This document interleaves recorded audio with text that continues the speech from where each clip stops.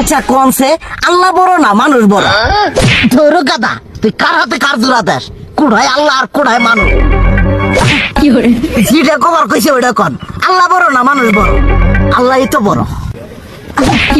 আল্লাহ বড়, তাহলে আল্লাহর কথা না হইনা মানুষের কথা শুনেন কে?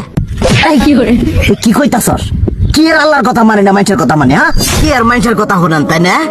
আমনে যে ওইদিনকে ডায়াবেটিসের রোগ নিয়ে যে হাসপাতালে গেলেন, ডাক্তার আপনার কত কিছু খাবার না করলো, সব কিছু না খাই এখন চলতেছেন।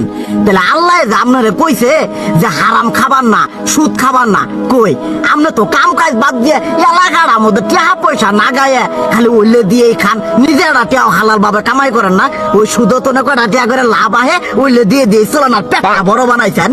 শুনেন একটা কথা কই, হারামের কোনোদিন আরাম নাই। হালাল পথে রুজি রোজগার করেন, প্রয়োজনে এড়া বেলা কম খায়েন, তাও শরীর পিণ্ডও ভালো থাকবো।